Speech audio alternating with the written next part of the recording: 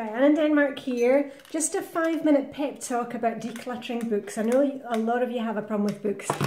We got rid of whole bookshelves during the 40-day declutter challenge, and I've kept some of them just to walk you through the thoughts that came up in my head about them, and maybe that will help you when you're trying to let some of them go. Now, a lot of the books that we had were reference books, and my husband and I, we kind of hummed and hawed, and things like these ones here, Danish grammar and English-Danish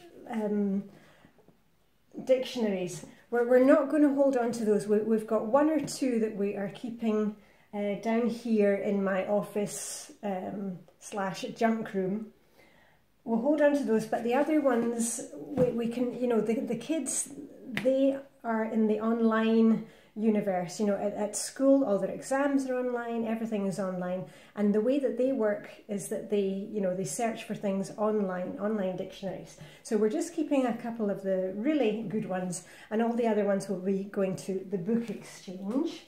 And that was and also for things like, I love a thesaurus, but I've got 2 thesauri, I don't know what the plural of that is, but I'm keeping the one, I'll just grab it here and show you.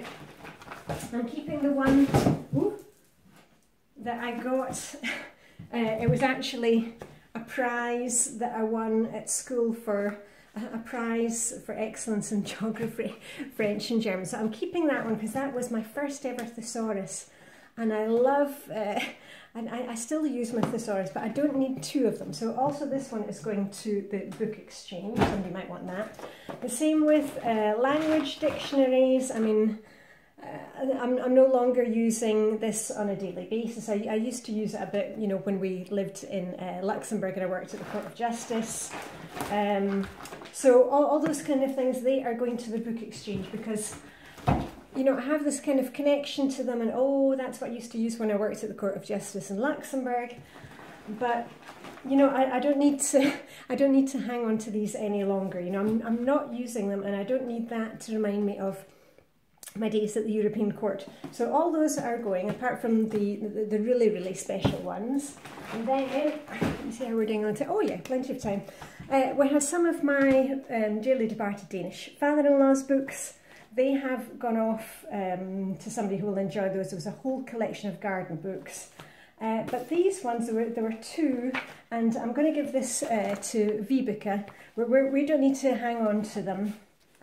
And I know that she is going to love all these pictures, and if she wants, she can cut things out of them and use it for crafts. So instead of just, throwing those out, those are going to Vibeke. Along with this thing of vintage patterns that my daughter had, and she hasn't used it, and it's just taking up space here. I mean, you can see there's maybe 1 or 2 have been coloured in, and that is it. So Vibeke is going to hopefully enjoy getting those.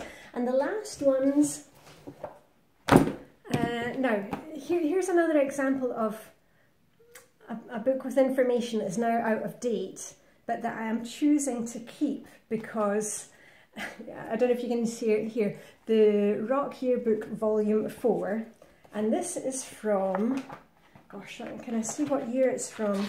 It's from the it's 1983. And it's a music book with artists from the time, like from 1983. There we go, Jedi, and what happened to these old bands. And that is an album covers from the time. And that is something that I got, I've got 3 of them that I got as Christmas presents, I think from my brother. And I'm holding on to those. So even though the information is outdated, I love my music memorabilia. So I get to keep those because I do look at them occasionally, and it's fun to go through those. So that's a keeper. I bought one of the Flylady's body clutter. I don't have body clutter, but I kind of bought all the Flylady, Marla's books at the time. I'm going to hand that on to somebody at the next clothes swap party. Not because I think anybody needs to get rid of body clutter, but maybe somebody there will be interested in it. The same with this book on dementia. And also the sidetracked home executives, I'm not going to read that again, so that one also goes away, as does one of Leanne, you know, Saving Dinner's books. I've got a few of the Saving Dinner books that I really like. This one not so much, just because it's very American, or American ingredients. So one of the American ladies at our next clothes swap party will probably enjoy that. So that is what I'm giving away. So anyway, I hope that was kind of helpful in, you know, what to think about when you're going through your books. You don't need to hang on to everything just because it has memories, but if, you know, be selective, and if possible, start with the things that aren't so, that you don't have such a mental tie to in the beginning, and then it just gets easier and easier. Okay, that's it for me, because it's Saturday and I don't normally post on a Saturday. But anyway, Diane in Denmark saying, live long and prosper, may the Danish food be with you, and I shall see you very soon. Bye for now.